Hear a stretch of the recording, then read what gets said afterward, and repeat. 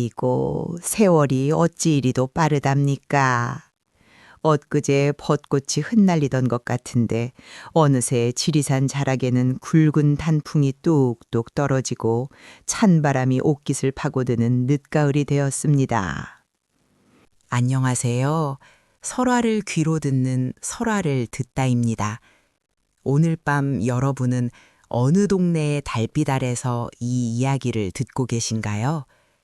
서울, 부산 혹은 해외 어디라도 좋습니다.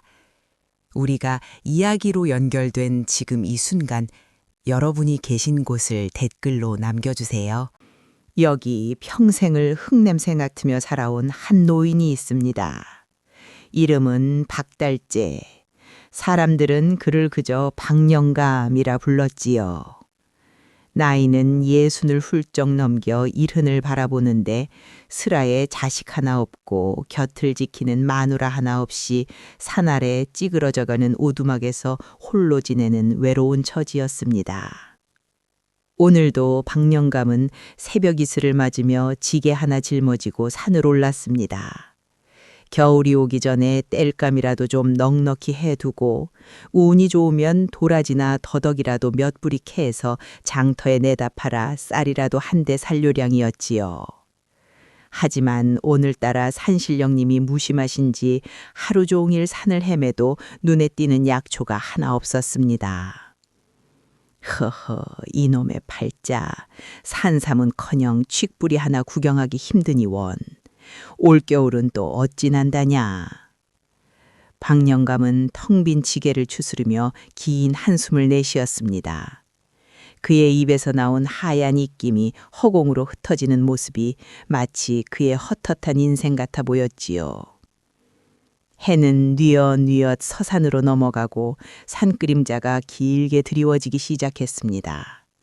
서둘러 내려가지 않으면 산중에서 호환이라도 당할까 겁이 나는 시간입니다.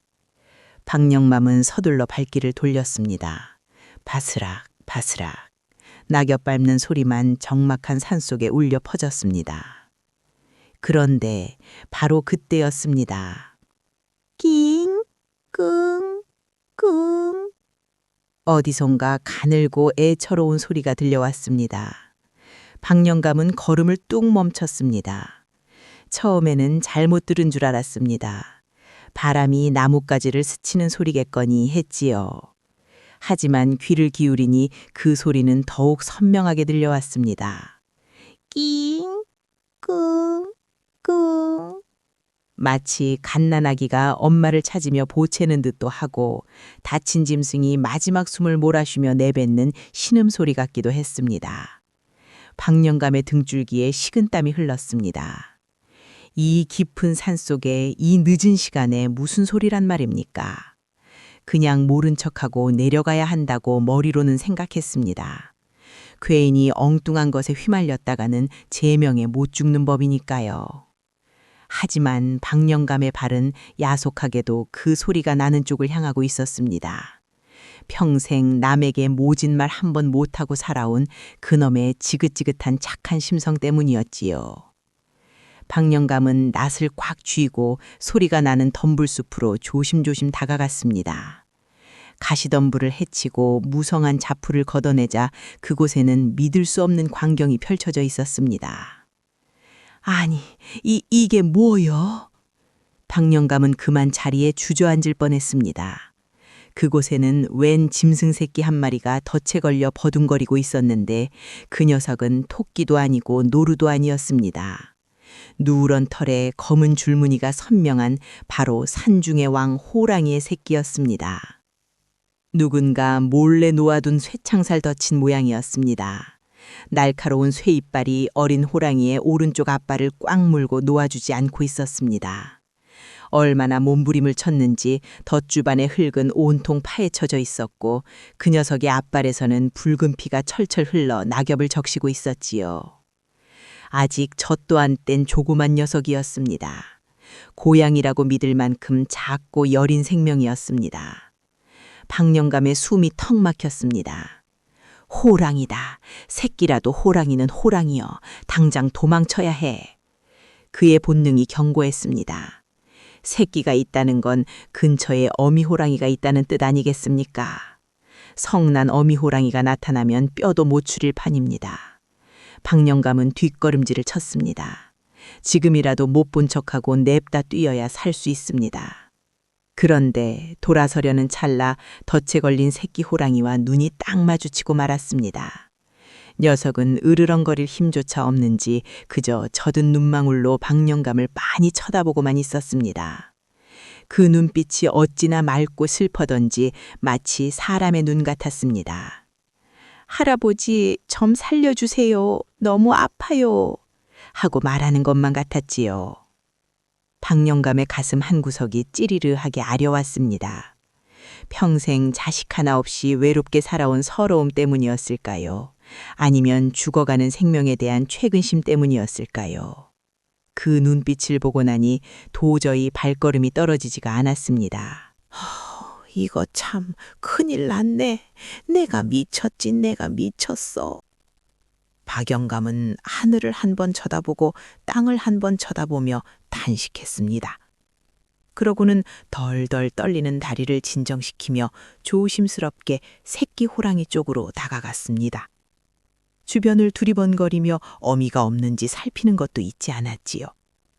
다행히 주변은 고요했습니다. 아마도 어미와 사냥을 나간 사이에 호기심 많은 새끼가 돌아다니다가 변을 당한 모양이었습니다. 아가, 가만히 있어라. 내가 너 잡아먹으려는 게 아니여. 그 아픈 걸 좀 빼주려는 것이니 물면 안 된다. 알겠지? 박영감은 어린아이 달래듯 중얼거리며 덫에 손을 댔습니다. 차가운 쇠붙이의 감촉이 손끝에 닿았습니다. 덫은 꽤나 단단하게 물려 있었습니다. 노인의 힘으로 이걸 벌리는 건 쉬운 일이 아니었지요. 박영감은 전 먹던 힘까지 짜내어 덫의 양쪽을 잡고 벌리기 시작했습니다. 이놈의 쇠벽다귀가 왜 이리 안 벌어진다냐. 으라차차. 손바닥이 찢어질 듯 아팠지만 박영감은 포기하지 않았습니다. 새끼 호랑이도 박영감의 마음을 알았는지 아픔을 참고 얌전히 기다리고 있었습니다. 마침내 철컹 하는 소리와 함께 덫이 벌어졌습니다. 그 순간 새끼 호랑이는 잽싸게 발을 빼내고는 바닥에 쓰러졌습니다. 상처가 깊었습니다. 뼈가 드러날 정도로 살점이 뜯겨나갔고 피가 멈추지 않았습니다. 이대로 두면 과다출혈로 죽거나 상처가 썩어 들어갈 게 뻔했습니다. 박영감은 주저없이 자신이 입고 있던 무명저고리의 소매끝을 푹 찢었습니다.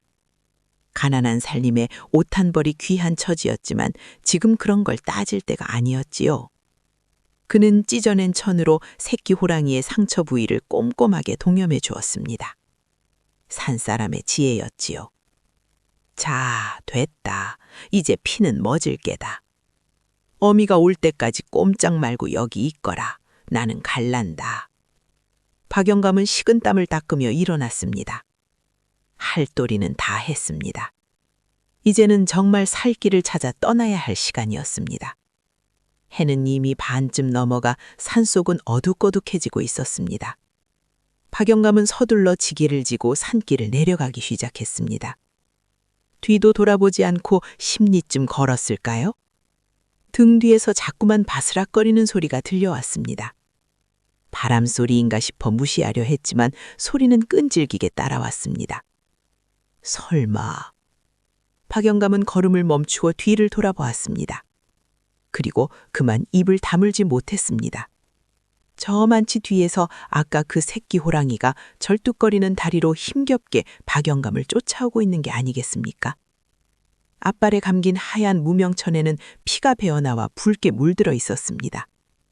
그런데도 녀석은 박영감을 놓칠세라 낑낑거리며 필사적으로 따라오고 있었던 겁니다. 아이고, 이 녀석아, 왜 따라와? 어미한테 가라니까. 박영감이 허이허이 손짓을 하며 소리쳤습니다. 하지만 새끼 호랑이는 멈추지 않았습니다. 오히려 박영감의 목소리를 듣고는 반갑다는 듯 꼬리를 살랑거리며 더 가까이 다가왔습니다. 마치 할아버지, 저 버리고 가지 마세요. 저 갈 데가 없어요. 라고 말하는 것 같았습니다. 어느새 녀석은 박영감의 발치까지 와서 피 묻은 머리를 박영감의 집신에 비벼대기 시작했습니다. 따뜻한 체온이 발등으로 전해져 왔습니다. 박영감은 하늘을 올려다보았습니다. 붉은 단풍 사이로 벌써 별이 하나하들 뜨고 있었습니다. 이 어린 것을 이 추운 산속에 그것도 다친 몸으로 혼자 두고 가면 밤새 늑대밥이 되거나 얼어 죽을 게 뻔했습니다. 어미가 있었다면 벌써 나타났을 텐데 아무래도 어미에게 버림받았거나 어미가 변을 당한 게 분명해 보였습니다. 박영감의 가슴 속에서 뜨거운 것이 울컥 치밀어 올랐습니다. 그것은 연민이기도 했고 외로운 늙은이의 정이기도 했습니다. 허허, 니놈이나 나나 기구한 팔자로구나. 그래, 산신령님이 점지해준 인연이라 생각하자. 까짓것, 내 굶어 죽기 전에는 너 하나 못 거두겠느냐? 박영감은 허리를 굽혀 새끼 호랑이를 번쩍 안아 올렸습니다. 생각보다 묵직하고 따뜻했습니다. 녀석은 안도했는지 박영감의 품으로 파고들며 새근거리는 숨소리를 내뱉었습니다. 박영감은 지게 위에 녀석을 조심스럽게 태우고 다시 산길을 걷기 시작했습니다. 어둠이 짙게 깔린 지리산 자락. 늙은 약초꾼과 어린 호랑이의 기묘한 동거는 그렇게 시작되고 있었습니다. 하지만 박영감은 꿈에도 몰랐을 것입니다. 자신의 품에 안긴 이 작은 짐승이 훗날 이 나라를 뒤흔들 전설의 산군이 되어 자신에게 천년의 은혜를 갚게 될 줄은. 지리산 꼴짝이 인적 끊긴 외딴 오두막에 그날 밤은 유난히도 긴 밤이었습니다. 박영감은 호롱불 심지를 돋우며 윗목에 뉘어놓은 새끼 호랑이를 내려다보았습니다. 오는 내내 지게 위에서 얌전하더니 따뜻한 아랫목 기운을 받아서인지 녀석은 이제야 긴장이 풀린 듯 깊은 잠에 빠져 있었습니다. 상처난 다리에 감아준 무명천에는 피가 배어나와 붉은 꽃이 피었지만 다행히 피는 멎은 듯 했습니다. 박영감은 부엌으로 나가 쌀독을 긁었습니다. 바닥을 보이는 쌀독에서 하얀 쌀알을 한 줌 쥐어내어 솥에 넣고 물을 넉넉히 부어 미음을 끓이기 시작했습니다. 보글보글 하얀 거품을 물며 끓어오르는 미음 냄새가 방 안으로 구수하게 퍼져나갔습니다. 평소라면 찬물에 밥 한 덩이 말아 후루룩 마시고 말았을 저녁상이지만 오늘만큼은 새 식구를 위해 정성을 다했습니다. 자, 일어나 봐라. 배고플 텐데 욕이라도 좀 해야지. 박영감이 잠든 녀석을 조심스레 흔들어 깨웠습니다. 새끼 호랑이는 눈을 개슴치레 뜨더니 코를 벌름거리며 미음 냄새를 맡았습니다. 처음에는 낯선 음식이라 경계하는 눈치더니 박영감이 손가락에 미음을 찍어 입가에 발라주자 그제야 혀를 날름거리며 맛을 보더군요. 맛이 꽤 괜찮았던지 녀석은 곧 그릇에 코를 박고 허겁지겁 미음을 핥아먹기 시작했습니다. 찹찹찹찹. 조그만 녀석이 먹성이 어찌나 좋은지 밥그릇 바닥이 뚫릴 기세였습니다. 그 모습을 지켜보던 박영감의 입가에 주름진 미소가 번졌습니다. 허허, 녀석 참 굶기는 많이 굶었나 보구나. 천천히 먹거라, 체할라. 배가 부른지 녀석은 곧바로 배를 가뒤집고 다시 잠을 청했습니다. 박영감은 녀석의 배를 쓰다듬어 주었습니다. 털이 어찌나 부드러운지 명주솜 같았습니다. 그날 밤 박영감은 잠을 이루지 못했습니다. 혹여나 어미 호랑이가 냄새를 맡고 찾아오지는 않을까. 혹여나 이 녀석이 밤중에 야성을 드러내 내 목을 물지는 않을까 하는 불안감 때문이었습니다. 하지만 창밖에는 싸락눈 내리는 소리만 들릴 뿐 산중은 고요했습니다. 그리고 무엇보다 자신의 늙고 거친 손길에 몸을 맡기고 편안히 잠든 이 작은 생명의 온기가 평생 느껴보지 못한 따뜻한 위로가 되어 주었지요. 다음 날 아침 눈을 뜬 박영감은 깜짝 놀랐습니다. 새끼 호랑이가 박영감의 가슴팍 위로 올라와 웅크리고 자고 있었던 것입니다. 무거울 법도 한데 박영감은 그 무게가 싫지 않았습니다. 오히려 텅 비었던 가슴이 꽉 채워진 듯한 기분이었지요. 그래, 너도 이제 이름이 있어야지. 강아지처럼 바둑이라 부를 수도 없고 고양이처럼 나비라 부르기도 못하고. 박영감은 마루에 걸터 앉아 곰방대에 불을 붙이며 고민에 빠졌습니다. 눈앞에서 꼬리를 살랑거리며 장난을 치는 녀석을 보니 영락없는 강아지 꼴이었지만 녀석의 이마에는 분명 왕자가 선명했습니다. 언젠가는 이 지리산을 호령할 산중 호걸이 될 놈이었습니다. 옳지, 산군이라 하자. 산의 임금, 산군이 어떠냐? 마음에 드느냐? 박영감이 산구나 하고 부르자 녀석은 알아들었다는 듯 낑 하고 대답하며 박영감의 품으로 뛰어들었습니다. 그렇게 박영감과 산군이의 기묘한 동거가 시작되었습니다. 겨울은 깊고 혹독했습니다. 지리산 골짜기에는 허리춤까지 눈이 쌓였고 매서운 칼바람은 오두막의 틈새를 비집고 들어왔습니다. 땔감이 부족해 밖바닥은 냉골이었지만 두 식구는 서로를 껴안고 체온을 나누며 긴 겨울밤을 버텼습니다.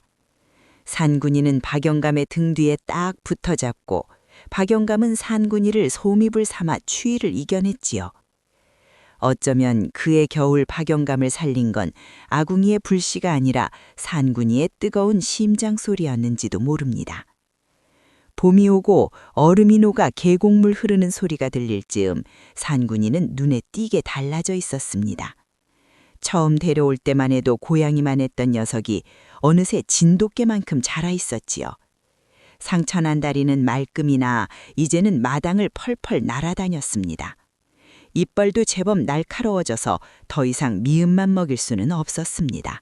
아이고 이놈아, 네 놈 먹여 살리려면 내 등골이 휘겠다. 박영감은 투덜거리면서도 지게를 지고 산으로 나갔습니다. 약초를 캐는 틈틈이 토끼덫을 놓고 개구리를 잡고 냇가에서 물고기를 잡았습니다. 자신은 시래기죽으로 끼니를 때울지언정 산군이 입에 고기 한 점 들어가는 걸 보는 게 박영감의 낙이었습니다. 산군이가 고기를 뼈째 으드득 씹어먹는 소리를 들으면 박영감은 마치 자신이 배부른 것처럼 헛배가 불러오곤 했습니다. 어느 날은 박영감이 산비탈에서 미끄러져 발목을 삐끗한 채 절뚝거리며 돌아온 적이 있었습니다. 마중 나온 산군이는 박영감의 퉁퉁 부은 발목을 보더니 밥 달라고 보채지도 않고 하루 종일 박영감의 발치에 엎드려 아픈 부위를 혀로 핥아주었습니다. 까슬까슬한 호랑이 혀의 감촉이 아프면서도 시원했습니다. 밤새도록 끙끙 앓는 박영감 곁을 지키며 산군이는 짐승답지 않게 깊은 한숨을 쉬기도 하고 걱정스런 눈빛으로 쳐다보기도 했습니다. 그 눈빛을 보며 박영감은 눈시울을 붉혔습니다. 미물도 저리 마음을 쓸 줄 아는데 내 평생 자식 복 없다 한탄했더니 늦게나마 호랑이 자식을 얻었구나. 하지만 산군이가 자랄수록 박영감의 근심도 깊어만 갔습니다. 첫 해 겨울이 지나고 이듬해 여름이 되자 산군이는 송아지만하게 커버렸습니다. 이제는 으르렁거리는 소리가 제법 맹수다워져서 산 울림이 느껴질 정도였습니다. 혹여나 마을 사람들이나 약초꾼들에게 들키기라도 하면 큰일이었습니다. 사람들은 호랑이를 보면 기겁을 하고 관아에 신고하거나 포수들을 불러 잡으려 들 테니까요. 박영감은 집 뒤편 대나무 숲을 정리하고 그곳에 굵은 통나무로 높은 울타리를 쳤습니다. 사람 키 2배는 좋기 넘는 높이였습니다. 산구나, 답답해도 참아라. 낮에는 여기 숨어 있어야 산다. 사람들이 알면 너도 죽고 나도 죽는겨. 산군이는 영물이라 그런지 박영감의 말을 찰떡같이 알아들었습니다. 해가 떠 있는 동안에는 울타리 밖으로 절대 나오지 않았고 인기척이라도 들리면 숨소리조차 죽이고 납작 엎드려 있었습니다. 그러다 해가 지고 사방이 캄캄해지면 박영감이 울타리 문을 열어주었지요. 그제야 산군이는 마당으로 나와 기지개를 켜고 박영감에게 달려들어 어리광을 부렸습니다. 덩치는 산만한 놈이 박영감 품에 파고들겠다고 들이미니 박영감은 뒤로 벌러덩 넘어지기 일쑤였습니다. 그때마다 박영감의 호탕한 웃음소리와 산군이의 그르릉거리는 소리가 달빛 쏟아지는 마당을 가득 채웠습니다. 어느 가을밤 박영감은 마루에 앉아 탁주 한 사발을 들이키며 신세 타령을 늘어놓았습니다. 산군아, 내 나이 이제 70이다. 저승사자가 문 밖에서 기웃거릴 나이지. 내가 죽고 나면 너는 어찌 살꼬? 산으로 돌아가야 할 텐데 사람 손을 타서 야생에서 살아남을 수 있을지. 박영감의 목소리가 젖어들었습니다. 산군이는 술 냄새가 싫은지 코를 찡그리면서도 박영감의 무릎에 거대한 머리를 턱하니 올려놓았습니다. 그리고는 박영감의 거친 손을 할 곳도 핥았습니다. 걱정 마세요. 아버지, 제가 있잖아요. 하고 위로하는 듯 했습니다. 박영감은 산군이의 목덜미를 끌어안고 펑펑 울었습니다. 외로움에 사무쳤던 지난 세월이 산군이의 체온에 녹아내리는 밤이었습니다. 그렇게 3년이라는 세월이 흘렀습니다. 이제 산군이는 더 이상 새끼 호랑이가 아니었습니다. 일어서면 지붕 처마에 닿을 만큼 거대했고 앞발 하나가 솥뚜껑만 했으며 황금빛 털에는 윤기자 자르르 흘렀습니다. 눈빛은 형령하여 감히 마주보기 힘들 정도의 위엄이 서려 있지요. 지리산의 그 어떤 맹수도 범접할 수 없는 진짜 산군이 된 것입니다. 하지만 박영감 앞에서는 여전히 떼쟁이 막내 아들이었습니다. 박영감이 앉아 하면 앉고 손 하면 그 큰 앞발을 턱하니 내밀었습니다. 마을 사람들은 박영감이 노망이 나서 혼자 중얼거린다고 수군거렸지만 사실 박영감은 세상 그 누구보다 든든하고 강력한 아들을 키우고 있었던 것입니다. 그러나 비밀은 영원할 수 없는 법. 박영감의 쌀독은 점점 바닥을 드러내고 있었고 산군이의 먹성을 감당하기에는 약초 몇 뿌리로는 턱없이 부족했습니다. 게다가 산군이의 몸집이 커질수록 뿜어져 나오는 맹수의 기운을 감추기가 점점 어려워지고 있었습니다. 가끔 산바람을 타고 내려오는 비릿하고도 강렬한 맹수의 냄새에 마을의 개들이 꼬리를 말고 짖어대기 시작했습니다. 불길한 징조였습니다. 운명은 이제 박영감과 산군이에게 선택을 강요하고 있었습니다. 이 평화롭고도 위태로운 동거가 언제까지 지속될 수 있을지 박영감은 밤마다 잠을 설치며 뜬는 이로 밤을 지새우게 되었습니다. 지리산 골짜기에 또다시 봄이 찾아왔건만 박영감의 오두막에는 여전히 찬바람만 쌩쌩 불었습니다. 그해 봄은 유난히도 가물었습니다. 겨우내 내린 눈이 녹아 땅을 적셔야 하는데 피 한 방울 내리지 않으니 산천 초목이 바싹 말라 비틀어졌지요. 약초란 것도 땅 기운을 받아야 자라는 법인데 땅이 거북이 등껍질처럼 갈라지니 도라지 하나 더덕한 뿌리 구경하기가 하늘의 별따기였습니다. 이른바 보릿고개라 불리는 춘공기가 닥쳐온 것입니다. 박영감의 쌀독은 바닥을 드러낸 지 오래입니다. 하루 두 끼 먹던 것을 한 끼로 줄이고 그마저도 묽은 죽으로 때우기를 보름째 박영감의 얼굴은 반쪽이 되었고 눈 푹 꺼져 괭하니 생기를 잃어갔습니다. 하지만 박영감보다 더 딱한 것은 바로 산군이었습니다. 그 거대한 덩치를 유지하려면 하루에 닭 몇 마리는 먹어야 하는데 주인인 박영감조차 풀뿌리로 연명하는 처지니 산군이에게 줄 것이라곤 멀건 숭늉물이나 운 좋게 잡은 개구리 몇 마리가 고작이었습니다. 어느 날 아침 박영감은 마당에 힘없이 누워있는 산군이를 보며 가슴을 쳤습니다. 윤기가 자르르 흐르던 황금빛 털은 푸석푸석해졌고 갈비뼈가 드러날 정도로 녀석은 야위어 있었습니다. 산군이는 배가 고파 힘이 없을 텐데도 박영감이 다가오자 애써 꼬리를 흔들며 크르릉 소리를 냈습니다. 그 소리가 마치 아버지, 저는 괜찮아요. 아버지나 좀 드세요. 하는 것 같아 박영감은 억장이 무너졌습니다. 아이고, 내 새끼. 이 못난 애비를 만나 네가 고생이 많구나. 차라리 산으로 가서 네 힘으로 사냥을 하면 배는 안 골 텐데 내가 욕심으로 너를 붙잡고 있는 건 아닌지. 박영감은 눈물을 훔치며 지게를 짊어졌습니다. 오늘이야말로 깊은 산속 어디라도 뒤져서 칡뿌리라도 캐와야겠다고 다짐했습니다. 그런데 박영감이 살인문을 나서려는데 갑자기 산군이가 벌떡 일어나더니 박영감의 바짓가랑이를 물고 늘어지는 게 아니겠습니까? 어허, 산군아, 왜 이러느냐? 이거 놔라! 나 산에 다녀와야 너 줄 거라도 구해오지! 박영감이 떼어내려 했지만 산군이는 요지부동이었습니다. 오히려 평소와는 다르게 박영감의 웃자락을 꽉 물고는 집 뒤편 산 쪽으로 강하게 잡아 끌었습니다. 그 힘이 어찌나 센지 박영감은 질질 끌려가다시피 했습니다. 산군이의 눈빛이 예사롭지 않았습니다. 장난을 치는 게 아니었습니다.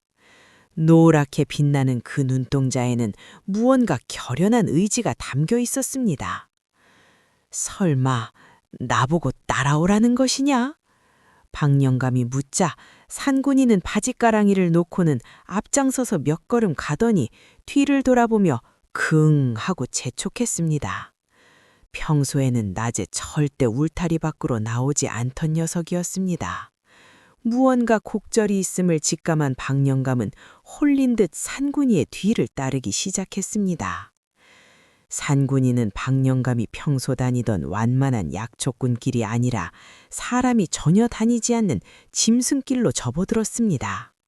가시덤불이 우거지고 바위가 날카로워 젊은 사람도 혀를 내두를 만한 험지였습니다. 박영감은 숨이 턱끝까지 차올랐습니다. 빈속의 험한 산을 오르려니 다리가 후들거리고 눈앞이 핑 돌았습니다. 산구나. 조금만 천천히 가자. 이 애비 죽겠다. 박영감이 바위에 주저앉아 숨을 고를 때면 산군이는 처만치서 기다려 주었습니다. 그러면서도 박영감이 너무 오래 쉰다 싶으면 다가와서 머리로 박영감의 엉덩이를 쿡쿡 찔러댔습니다. 마치 여기서 멈추면 안 돼요. 조금만 더 힘을 내세요. 라고 응원하는 듯 했습니다. 그렇게 반나절을 걸었을까요? 주변의 풍경이 변하기 시작했습니다. 잡목은 사라지고 수백 년은 묵었을 법한 나름들이 고목들이 하늘을 가리고 바닥에는 이끼가 융단처럼 깔려 있었습니다. 안개가 자욱하게 끼어 한치 앞을 분간하기 힘들던 그야말로 태고의 신비를 간직한 깊은 산중이었습니다. 내가 지리산 자락에서 평생을 살았지만 이런 곳은 처음 보는구나. 박영감은 경외심에 사로잡혀 주위를 둘러보았습니다. 그때 앞서가던 산군이가 멈춰선 곳은 깎아지 듯한 절벽 앞이었습니다. 천길 낭떠러지 아래로는 구름이 흘러가고 맞은편에는 사람이 도저히 닿을 수 없을 것 같은 기암괴석이 솟아 있었습니다. 산군이는 망설임 없이 절벽 끝으로 가더니 맞은편 바위턱을 향해 훌쩍 몸을 날렸습니다. 탁 하는 소리와 함께 산군이는 가볍게 착지했습니다. 그리고는 건너편에서 박영감을 향해 어서 오라는 듯 지저댔습니다. 아니, 이놈아, 나보고 저기를 뛰란 말이냐. 날개가 달린 것도 아니고 늙은 내가 저기를 어찌 뛴단 말이냐. 박영감은 손사래를 쳤습니다.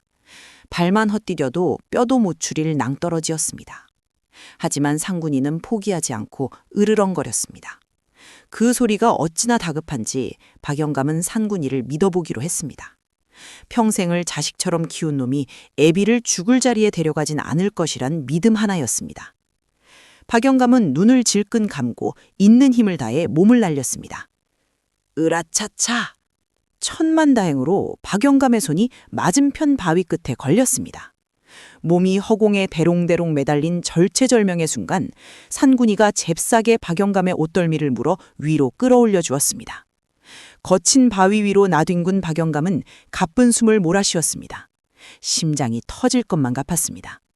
정신을 차리고 고개를 들어보니 산군이가 코앞에 있는 작은 바위 틈을 뚫어져라 쳐다보고 있었습니다. 박영감은 기어가다시피 하여 그곳을 들여다보았습니다. 순간 박영감의 눈이 휘둥그레졌습니다. 이게 뭐여? 그곳은 사방이 바위로 둘러싸인 작은 평지였는데 그 한가운데에 기이한 기운이 서려 있었습니다. 검붉은 흙 위로 5개의 잎사귀가 달린 식물들이 군락을 이루고 있었는데 그 잎사귀 사이로 빨간 열매가 보석처럼 빛나고 있었습니다. 그리고 그 주변으로 보랏빛 서기가 은은하게 감돌고 있었지요. 박영감은 약초꾼 생활 50년에 이런 것은 처음 보았지만 단박에 알아볼 수 있었습니다. 전설로만 듣던 신만이들이 평생에 한 번 꿈꾸기도 어렵다는 천종산삼이었습니다. 그것도 한두 뿌리가 아니라 좋기 수십 뿌리가 모여있는 산삼밭이었습니다. 신봤다. 박영감의 입에서 가늘고 떨리는 소리가 새어나왔습니다. 너무 놀라 소리조차 크게 지를 수 없었습니다. 이건 사람이 심은 것도 아니고 새가 물어다 놓은 것도 아닌 하늘이 내리고 땅이 키운 진짜 백이 산삼이었습니다. 천년을 묵었다는 말이 허언이 아닐 만큼 잎사귀 하나하나에 영험한 기운이 넘쳐 흘렀습니다. 박영감은 펄썩 무릎을 꿇었습니다. 그리고 동쪽 하늘을 향해 넙죽 절을 올렸습니다. 산신령님 고맙습니다. 천지신명님 감사합니다. 이 비루한 늙은이에게 이런 큰 복을 주시다니요. 눈물이 하염없이 흘러 볼을 타고 내렸습니다. 고개를 돌려 상군이를 보니 녀석은 마치 제 할 일을 다 했다는 듯이 느긋하게 바위 위에 엎드려 박영감을 지그시 바라보고 있었습니다. 박영감은 기어가서 상군이의 목을 껴안았습니다. 상군아, 네가 나를 살렸구나. 짐승인 네가 사람인 나보다 낫구나. 고맙다 내 아들아. 정말 고맙다. 산군이는 거친 혀로 박영감의 눈물을 닦아주었습니다. 박영감은 떨리는 손으로 나무꼬챙이를 꺼내어 가장 크고 튼실해 보이는 산삼 한 뿌리를 조심스럽게 캐기 시작했습니다. 혹여나 잔뿌리 하나라도 다칠까 봐 숨조차 크게 쉬지 못했습니다. 한참의 실랑이 끝에 흙 속에서 모습을 드러낸 산삼은 마치 사람을 형상한 동자삼이었습니다. 뿌리 길이만 해도 팔뚝만 했고 뇌두가 길게 뻗은 것이 적어도 100년은 훌쩍 넘은 영약 중의 영약이었습니다. 이거 하나면 우리 상군이 배불리 고기 먹이고도 남겠구나. 박영감은 욕심을 부리지 않았습니다. 눈에 보이는 대로 다 캐지 않고 딱 3뿌리만 정성스럽게 캤습니다. 나머지는 후대를 위해 그리고 산짐승들을 위해 남겨두는 것이 신만이의 도리라 생각했기 때문입니다. 이끼로 산삼을 고이 감싸 품 안에 넣는 박영감의 손길은 더없이 경건했습니다. 산을 내려오는 길은 올라갈 때와는 단판이었습니다. 몸은 날아갈 듯 가볍고 배고픔도 잊었습니다. 그날 저녁 박영감은 읍장터가 아니라 소문을 듣고 찾아온 한양의 거상에게 산삼 한 뿌리를 팔았습니다. 평생 만져보지도 못한 거금, 은화 500냥이 박영감의 손에 쥐었습니다. 그 돈이면 기와집 10채를 사고도 남을 돈이었습니다. 하지만 박영감의 삶은 크게 달라지지 않았습니다. 다만 상군이에게 매일 닭과 돼지고기를 실컷 먹일 수 있게 되었고 쓰러져 가던 오두막을 고치고 따뜻한 이불을 장만했을 뿐입니다. 그리고 남은 돈으로는 마을의 가난한 이웃들에게 쌀과 곡식을 몰래 나누어 주었습니다. 자신에게 온 복을 혼자 독차지하면 탈이 난다는 것을 박영감은 알고 있었습니다. 마을 사람들은 박영감이 노다지라도 캔 줄 알았지만 그가 베푸는 덕에 배를 채울 수 있어 그저 고마워할 따름이었습니다. 행복했습니다. 배고픔 걱정 없이 상군이와 함께 배부르고 등따습한 나날들. 박영감은 더 이상 바랄 것이 없었습니다. 이대로 산군이와 함께 늙어가다 조용히 눈을 감으면 그만이라 생각했습니다. 하지만 호사다마라 했던가요? 좋은 일에는 반드시 막아 끼는 법. 박영감의 기이한 행운과 산군이의 존재를 눈치챈 검은 그림자가 서서히 오두막향을 향해 다가오고 있었습니다.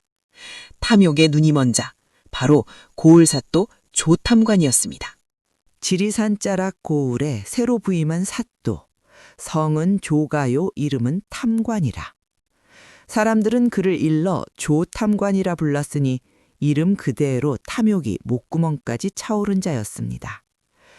그는 백성을 자식처럼 돌보라는 나라님의 명은 귓등으로도 안 듣고 오로지 곳간 채우기에만 혈안이 되어 있었습니다. 가뭄에 콩나듯 하는 흉년에도 세금을 3배로 걷어가고 지나가는 과객의 보찜까지 탈탈 털어가는 통에 고을 사람들의 원성이 하늘을 찌를 듯 했지요. 어느 날 관아의 사랑방에서는 질펀한 술판이 벌어졌습니다. 기름진 고기 냄새가 진동을 하고 값비싼 비단옷을 걸친 조사또가 붉게 달아오른 얼굴로 술잔을 기울이고 있었습니다. 그때 눈치 빠르기로 소문난 이방이 사또의 귀에 대고 속삭였습니다. 사또 나으리 기이한 소문 하나 들어보시겠습니까? 기이한 소문? 돈 되는 소리 아니면 집어치워라. 아이고, 당연히 돈이 되고 말고요. 저 산 밑에 오두막에 사는 박달재라는 늙은이가 있는데 평생 찢어지게 가난하게 살던 작자가 얼마 전부터 갑자기 벼락부자가 되었다지 뭡니까? 부자? 땅이라도 팔았느냐? 그게 아닙니다. 약초꾼 주제에 한양 거상에게 산삼을 팔아 은자 수백 냥을 챙겼다는 소문입니다. 게다가 더 수상한 것은 그 늙은이가 집 뒤에 높은 울타리를 쳐놓고 밤마다 소 한 마리도 거뜬히 먹어치우는 괴물을 키운다는 겁니다. 조사또의 눈이 번쩍 뜨였습니다. 탐욕스러운 눈빛이 뱀처럼 번들거렸지요. 산삼의 괴물이라. 냄새가 난다, 냄새가 나. 그의 머릿속에는 이미 계산기가 돌아가고 있었습니다. 산삼밭을 빼앗아 한밑 전잡고 그 괴물이란 놈이 만약 희귀한 짐승이라면 가죽을 벗겨 조정에 진상하여 승진할 기회로 삼으려는 속셈이었습니다. 여봐라! 당장 포졸들을 풀어 그 늙은이를 잡아들여라! 쥐새끼 한 마리도 빠져나가지 못하게 집을 겹겹이 포위해야 할 것이다. 예, 사또! 그 시각 박영감의 오두막은 폭풍전야처럼 고요했습니다.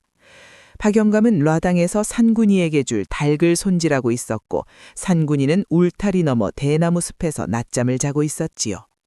그런데 갑자기 살인문이 박살날 듯 열리더니 창을 든 포졸들이 우르르 들이닥쳤습니다.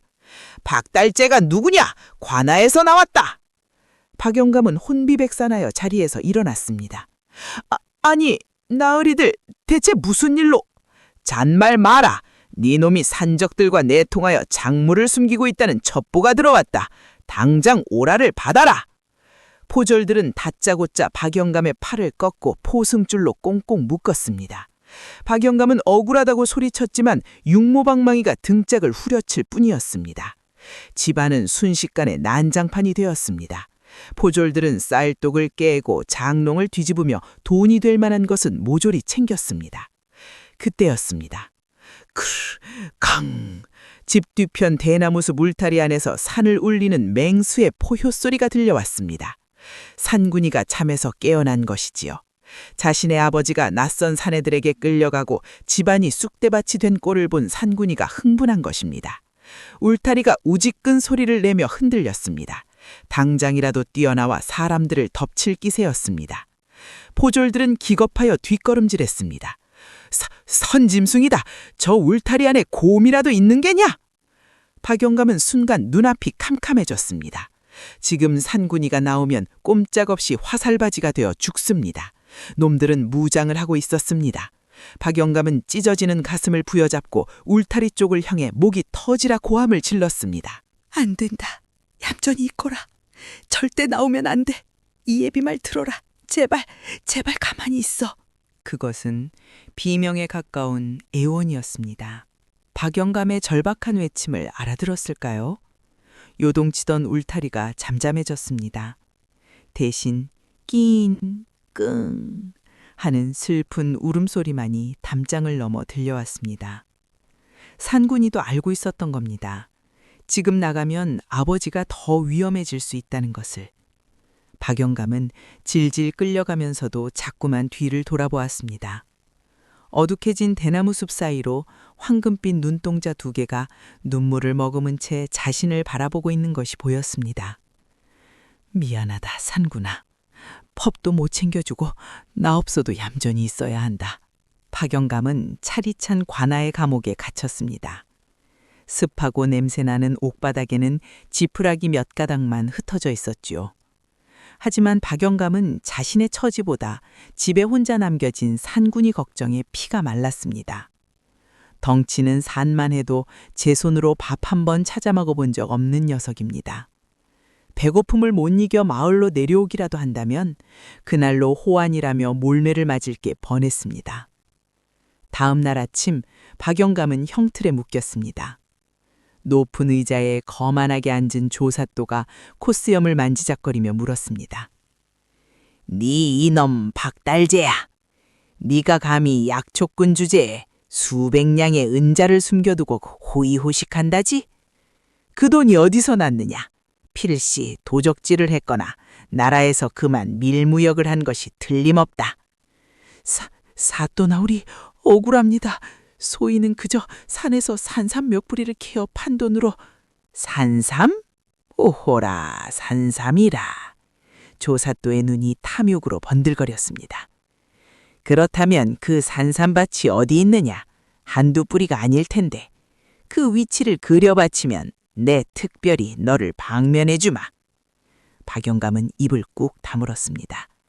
그곳은 산군이의 고향이자 신성한 영역이었습니다. 탐욕스러운 인간들이 들어가면 뿌리까지 파헤쳐져 산이 망가질 것이고 무엇보다 그 길목에 산군이가 살고 있었습니다. 절대로 죽어도 말할 수 없었습니다. 소인은 모릅니다요. 운 좋게 딱 한 번 발견했을 뿐 다시 가라 하면 길을 못 찾습니다요. 이놈이 주둥이를 놀리는구나. 여보라, 저놈의 주리를 틀어라. 뼈가 으스러지도록 틀어라. 예이! 집행관들이 박영감의 두 다리 사이에 굵은 몽둥이를 끼워놓고 양옆으로 비틀기 시작했습니다. 으아! 이른 노인의 입에서 처절한 비명이 터져 나왔습니다. 다리뼈가 휘어지고 살점이 터지는 고통이었습니다. 눈앞이 하얘지고 숨이 끊어질 것만 같았습니다. 하지만 박영감은 정신을 잃지 않으려 입술을 깨물었습니다. 피가 주르륵 흘러내렸습니다. 독한 놈. 좋다. 그럼 하나 더 묻자. 니놈 집 뒤편 울타리 안에 숨겨둔 것이 무엇이냐? 괴물 소리가 나던데 호랑이라도 키우는 게냐? 박영감의 심장이 덜컥 내려앉았습니다. 올 것이 왔구나. 여기서 산군이의 정치를 들키면 녀석은 가죽이 벗겨져 저 사또의 방석이 될 것이다. 아닙니다, 사또. 그저 산에서 주워온 덩치 큰 똥개일 뿐입니다요. 개가 짖는 소리를 맹수로 착각한 것입니다요. 똥개? 거짓말을 밥 먹듯이 하는구나. 내 포졸들이 그 울음소리에 오금을 절었다는데 개라고? 조사또는 자리에서 벌떡 일어났습니다. 안 되겠다. 내 직접 눈으로 확인해야겠다. 여보라, 포수들을 불러 모으라. 내일 날이 밝는 대로 저 늙은이의 집으로 간다. 그 안에 있는 것이 호랑이든 곰이든 내 손으로 잡아 가죽을 벗길 것이다. 그리고 산삼밭 지도도 저 늙은이 집구석 어딘가에 숨겨져 있을 테니 샅샅이 뒤져라. 청천벽력 같은 소리였습니다. 박영감은 형틀에 묶여 채 울부짖었습니다. 안 됩니다, 사또. 제발 그 집에는 가지 마십시오. 거기 아무것도 없습니다. 차라리 저를 죽이십시오. 제발, 제발 가지 마십시오. 하지만 조사또는 박영감의 절규를 비웃으며 감옥으로 다시 쳐넣으라 명했습니다. 차가운 감옥바닥에 내동져진 박영감. 다리는 부러진 듯 감각이 없었고 온몸은 피투성이었습니다. 하지만 육체의 고통보다 더 끔찍한 것은 내일 아침이면 닥쳐올 산군이의 죽음이었습니다. 산군아, 도망쳐야 한다. 예비 기다리지 말고 제발 산으로 도망쳐. 박영감은 차가운 흙바닥을 손톱으로 긁으며 피눈물을 흘렸습니다. 그 시각 텅 빈 오두막. 주인 없는 마당에는 스스한 바람만 불고 있었습니다. 그러나 대나무 숲 울타리 안 어둠 속에서 푸른 안광이 번득였습니다. 산군이는 밥그릇을 건드리지 않았습니다. 잠도 자지 않았습니다. 녀석은 코를 벌렁거리며 바람에 실려오는 냄새를 맡고 있었습니다. 피냄새. 아버지의 피냄새가 관아 쪽에서 희미하게 흘러오고 있었습니다. 산군이의 입에서 나지막한 그러나 분노에 찬 그르렁 소리가 새어나오기 시작했습니다. 그것은 더 이상 집 지키는 개의 소리가 아니었습니다. 지리산의 왕 산군의 각성이 시작되고 있었습니다. 지리산의 왕 산군이는 과연 어떻게 행동할 것인가? 이튿날 아침 관아 마당에는 서슬퍼런 살기가 감돌았습니다. 조사또는 대청마루 높은 곳에 앉아 거드름을 피우고 있었고 마당 한가운데에는 피투성이가 된 박영감이 꿇어 앉아 있었습니다. 그 주변으로 창과 칼을 든 포졸 수십 명이 겹겹이 에워쌌고 사냥개 10여 마리가 콩콩 짖어대며 공포 분위기를 조성했지요. 자, 들어라. 오늘 우리는 저 늙은이의 집을 급습하여 숨겨둔 괴물을 잡고 산삼밭의 위치를 도설케 할 것이다. 보수들은 준비되었느냐? 예, 사또! 조사또의 영이 떨어지자 조상 팔도에서 내로라 하는 명포스들이 화승총을 점검하며 나섰습니다. 박영감은 감히 고개도 들지 못한 채 바닥만 내려다보며 흐느꼈습니다. 이제 끝이구나. 내 목숨은 여기서 끝나더라도 제발 우리 상군이만은 도망쳤기를. 그는 속으로 천지신명께 빌고 또 빌었습니다. 출발하라! 사또의 호령에 포졸들이 막 대문을 나서려는 찰나였습니다. 갑자기 마른 하늘에 날벼락이 치듯 쾅 하는 굉음과 함께 관아의 육중한 대문이 박살나며 안쪽으로 날아들었습니다. 나무 파편이 사방으로 튀고 흙먼지가 자욱하게 피어올랐습니다. 뭐냐? 무슨 일이냐? 조사또가 놀라 벌떡 일어났습니다. 뿌연 흙먼지 사이로 거대한 검은 그림자가 천천히 걸어 들어오고 있었습니다. 그와 동시에 지저대던 사냥개들이 일제히 깨갱하고 비명을 지르며 꼬리를 사타구니에 감추고 바닥에 납작 엎드렸습니다. 개들은 오줌을 지르며 덜덜 떨고 있었습니다. 짐승의 본능이 말해주고 있었던 겁니다. 감히 범접할 수 없는 산의 주인이 왕님했음을 말이죠. 먼지가 거치자 드러난 그 형체에 관아 안의 모든 사람은 숨을 멈췄습니다.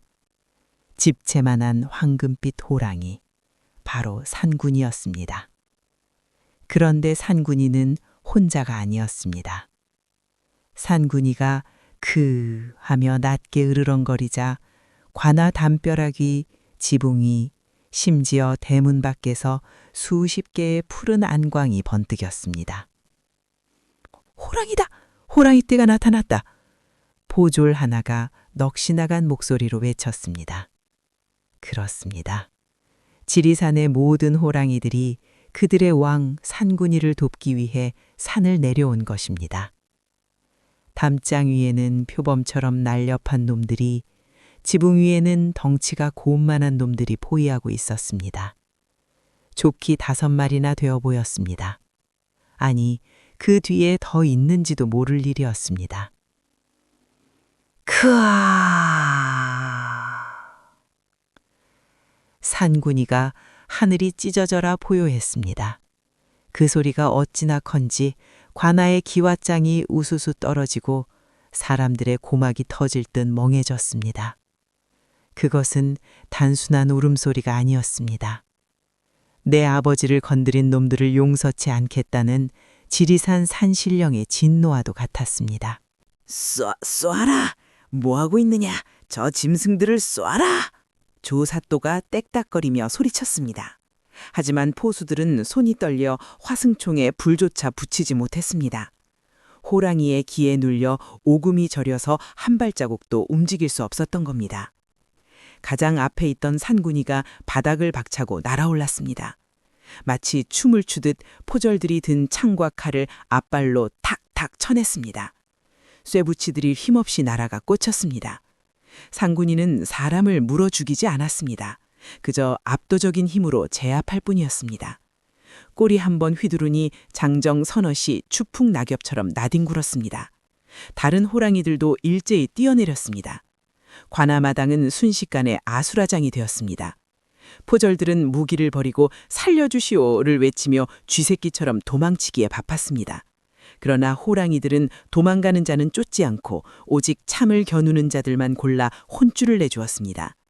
상황이 불리해지자 조사또는 체면이고 뭐고 다 집어치우고 뒷문으로 도망치려 했습니다. 살금살금 기어서 개구멍을 찾던 조사또. 하지만 그의 앞을 거대한 그림자가 가로막았습니다. 고개를 들어보니 산군이가 시뻘건 입을 골린 채 그를 내려다보고 있었습니다. 송곳니가 마치 단검처럼 번뜩였습니다. 살려! 조사또는 그 자리에서 털썩 주저앉았고 말았습니다. 바지가 축축하게 젖어 들어갔습니다. 천하를 호령할 듯 굴던 탐관오리의 위세는 온데간데 없고 목숨을 구걸하는 비굴한 늙은이만 남았습니다. 산군이는 조사또의 코앞까지 얼굴을 들이밀었습니다. 뜨거운 콧김이 조사또의 얼굴에 훅 끼쳤습니다. 산군이는 그를 물어뜯는 대신 그의 귀에 대고 세상에서 가장 공포스러운 소리로 캉 하고 짖었습니다. 조사또는 으악 하고 비명을 지르며 흰자위를 뒤집고 기절해버렸습니다. 간담이 서늘해진다는 말이 바로 이런 것이겠지요. 그는 아마 깨어나도 제정신으로 살긴 힘들 것입니다. 마당이 조용해졌습니다. 포졸들은 모두 도망가거나 기절했고 남은 것은 묶여있는 박영감뿐이었습니다. 살기로 가득 찼던 산군이의 눈빛이 박영감을 보는 순간 거짓말처럼 부드러워졌습니다. 산군이는 절뚝거리며 박영감에게 다가갔습니다. 박영감은 믿기지 않는다는 듯 눈을 비볐습니다. 산군아, 네가 온 것이냐? 정말 너냐? 산군이는 대갑 대신 박영감의 몸을 옥죄고 있던 포승줄을 날카로운 이빨로 끊어냈습니다. 뚝뚝. 줄이 끊어지자 박영감이 힘없이 쓰러졌습니다. 산군이는 재빨리 머리를 들이밀어 박영감을 부축했습니다. 그 거친 혀로 박영감의 피 묻은 얼굴을 핥고 또 핥았습니다. 마치 아버지 늦어서 죄송해요. 많이 아프셨죠? 하고 우는 것 같았습니다. 아이고 내 새끼 장하다 장해. 나는 네가 죽는 줄만 알고. 박영감은 산군이의 굵은 목을 끌어안고 엉엉 울었습니다. 그 모습을 지켜보던 다른 호랑이들도 숙연한 듯 주위를 호위하며 앉아 있었습니다. 잠시 후 산군이가 박영감의 앞에 등을 내밀며 엎드렸습니다. 타라는 신호였습니다. 박영감은 아픈 몸을 이끌고 산군이의 널찍한 등에 올라탔습니다. 어릴 적 지게에 태워 데려왔던 그 조그만 녀석이 이제는 늙은 아비를 태울 만큼 듬직한 산군이 된 것입니다. 가자, 산군아. 냄새나는 속새는 지긋지긋하다. 우리 집으로 가자. 산군이가 힘차게 땅을 박차고 일어났습니다. 호랑이 군단은 박영감을 태운 산군이를 중심으로 대열을 갖추어 유유히 관아를 빠져나갔습니다. 담장 너머에서 이를 지켜보던 백성들은 아무도 소리를 지르거나 신고하지 않았습니다. 오히려 눈물을 흘리며 그 뒷모습에 대고 절을 올렸습니다. 우와, 산신령님이 도우셨어. 악독한 삿도를 몰아내고 효자 호랑이가 아비를 구해가는구나. 백성들의 환송을 받으며 박영감과 산군이는 붉게 물든 노을 속으로 저 멀리 지리산 깊은 골짜기로 사라져갔습니다. 그것은 마치 한 폭의 그림과도 같은 신비롭고도 장엄한 광경이었습니다. 악인은 벌을 받고 선한 자는 구원을 얻는다는 옛날 이야기 속의 권선징악이 눈앞에서 이루어진 순간이었습니다. 여기가 마침표라는 생각이 듭니다. 그날 관아를 뒤흔들었던 호랑이들의 습격 사건은 온 나라를 발칵 뒤집어 놓았습니다. 조사또가 혼비백산하여 기절한 직후 한양에서 급파된 암행어사가 고을에 들이닥쳤습니다. 조사또의 부정부패와 백성들을 수탈한 죄상이 낱낱이 밝혀졌고 그는 결국 파직되어 저 멀리 외딴 섬으로 유배를 떠나게 되었지요. 백성들은 덩실덩실 춤을 추며 만세를 불렀습니다. 하늘이 도우셨다. 산신령님이 호랑이를 보내 우리를 구하셨다. 사람들은 입을 모아 박영감과 산군이의 이야기를 전설처럼 떠들었습니다. 하지만 정작 그 전설의 주인공인 박영감은 그 뒤로 마을의 콧배기도 비치지 않았습니다. 사람들이 그가 살던 오두막을 찾아가 보았지만 집은 텅 비어 있었고 세간살이 하나 남아있지 않았지요. 박영감은 산군이의 등에 엎여 인간 세상의 인연을 끊고 구름도 쉬어간다는 지리산의 가장 깊고 은밀한 골짜기 무릉도원, 무령도원으로 들어간 것입니다. 그곳에서의 삶은 그야말로 신선 노름이 따로 없었습니다. 사람의 발길이 닿지 않는 깊은 산중, 맑은 물이 흐르고 사철 꽃이 피는 명당에 박영감은 작은 통나무집을 짓고 살았습니다. 이제 더 이상 굶주림은 없었습니다. 아침이면 산토끼며 꿩을 잡아 문 앞에 놓아두었고 때로는 귀한 석청, 이끼 낀 바위 틈의 꿀이나 산삼을 물어오기도 했으니까요. 박영감은 그저 텃밭이나 조금 일구고 맑은 공기 마시며 유유자적하면 그만이었습니다. 허허, 산구나. 네 덕에 내가 늙어서 호강을 하는구나. 임금님 수라상이 부럽지 않아. 박영감이 마루에 앉아 대금을 불면 산군이는 그 옆에 배를 깔고 누워 지그시 눈을 감고 감상하곤 했습니다. 구슬프면서도 평화로운 피리 소리가 골짜기를 타고 흐르면 다람쥐도 멈춰서고 지나가던 구름도 머물다 가는 듯 했습니다. 둘은 말이 통하지 않아도 마음이 통하는 세상에 둘도 없는 벗이자 가족이었습니다. 그러던 어느 날 박영감에게 기쁜 소식이 찾아왔습니다. 산군이가 짝을 찾아 암호랑이를 데려온 것입니다. 그리고 얼마 지나지 않아 귀여운 새끼 호랑이 3마리가 태어났습니다. 할아버지가 된 박영감의 기쁨은 이루 말할 수 없었습니다. 아이고 예쁜 내 손주들 이리 오너라 하랩이랑 놀자. 박영감은 새끼 호랑이들을 품에 안고 뒹굴었습니다. 녀석들은 박영감의 흰 수염을 잡아당기기도 하고 무릎 위로 기어오르며 재롱을 피웠지요.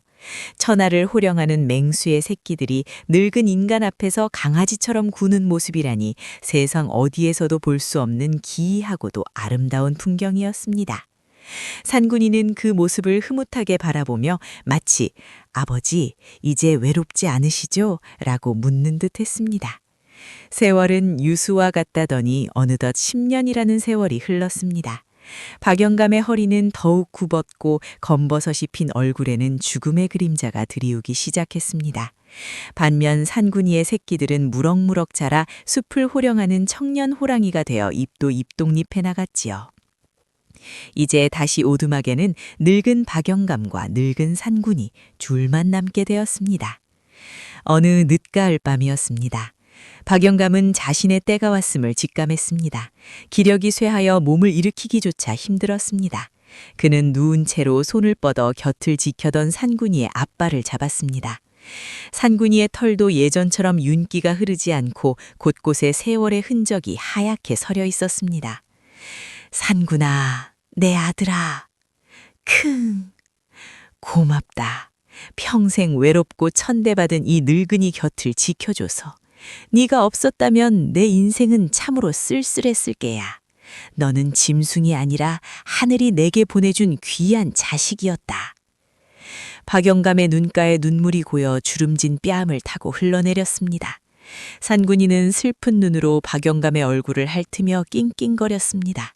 가지 말라고, 나를 두고 가지 말라고 애원하는 듯 했습니다. 하지만 생자 필멸, 태어난 것은 반드시 돌아가는 것이 자연의 이치인 것을 어찌하겠습니까? 울지 마라. 나는 먼저 가서 내 마누라랑 기다릴 테니 너는 천수를 다 누리고 천천히 오거라. 그리고 다음 생에는 부디 사람으로 태어나거라. 그때는 내가 진짜 네 애비가 되어 따뜻한 밥 실컷 해먹이며 키워주마. 박영감은 희미한 미소를 지으며 스르르 눈을 감았습니다. 잡고 있던 산군이의 앞발에서 힘이 빠졌습니다. 지리산 골짜기에 정막이 흘렀습니다. 잠시 후 산군이가 하늘을 향해 고개를 쳐들었습니다. 크아! 비통한 울음소리가 터져나왔습니다. 그 소리는 산을 넘고 강을 건너 멀리 마을까지 울려 퍼졌습니다. 그날 밤 지리산의 모든 짐승들이 숨을 죽였고 하늘에서는 슬픈 비가 추적추적 내렸습니다. 산군이는 사흘밤 낮을 식음을 전폐하고 박영감의 시신 곁을 지키며 울고 또 울었습니다. 며칠 뒤 마을 사람들이 산에서 들려오는 구슬픈 호랑이 울음소리를 듣고 용기를 내어 산에 올랐습니다. 약초꾼들이 박영감이 살던 곳이라 추정되는 깊은 골짜기에 다다랐을 때 그들은 놀라운 광경을 목격했습니다. 양지 바른 언덕 위에 봉분이 잘 다져진 무덤 하나가 있었는데 그 앞에는 갓 꺾어온 하얀 산국화 꽃다발이 수북하게 쌓여 있었던 것입니다. 사람이 한 것이 아니었습니다. 짐승의 발자국이 무덤 주변에 가득했으니까요. 호랑이가 상주 노릇을 했구나. 호랑이가 장례를 치렀어. 사람들은 그 무덤 앞에 엎드려 절을 올렸습니다. 그 후로도 오랫동안 박영감의 무덤가에는 철마다 산짐승들이 물어다 놓은 도토리며 산과일이 끊이지 않았다고 합니다. 그리고 가끔 안개가 자욱한 날은 무덤가 바위 위에 앉아 구슬프게 피리를 보는 노인과 그 곁을 지키는 거대한 호랑이의 형상이 보인다는 소문이 돌았습니다. 세월이 흘러 지금은 그 무덤이 어디 있는지 아는 사람이 없지만 지리산 자락 마을에는 아직도 이 전설이 전해져 내려옵니다. 할머니들은 손주들을 무릎에 안고 이렇게 말하곤 하지요. 얘야, 미물인 짐승도 저렇게 은혜를 알고 부모를 섬기는데 만물의 영장이라는 사람이 부모에게 불효하고 남의 은혜를 저버려서야 되겠느냐. 착하게 살았거라. 남을 도우며 살거라. 그러면 언젠가 그 복이 다 네게로 돌아오는 법이란다. 박영감과 산군이의 이야기는 단순한 옛날 이야기가 아닙니다. 이기심과 탐욕이 판치는 요즘 세상에 진정한 가족의 의미와 효가 무엇인지, 그리고 사람과 자연이 어떻게 어우러져 살아야 하는지를 보여주는 우리 가슴속에 영원히 꺼지지 않는 따뜻한 등불 같은 이야기입니다. 어쩌면 오늘 밤 창문을 열고 귀를 기울여 보세요. 저 멀리 밤하늘 어딘가에서 박영갑의 피리 소리와 산군이의 듬직한 발자국 소리가 들려올지도 모르는 일입니다. 착한 마음을 가진 당신의 꿈속으로 그들이 찾아갈지도 모를 일입니다. 오늘의 이야기는 여기까지입니다. 부디 가슴속에 따뜻한 온기 하나 품고 가셨기를 바랍니다. 저희는 다음 시간에도 잊혀져가는 그러나 결코 잊어서는 안 될 소중한 우리네 옛날 이야기를 가지고 다시 찾아오겠습니다. 오늘 밤도 편안한 꿈 꾸시길 바라며 지금까지 설아를 들었습니다.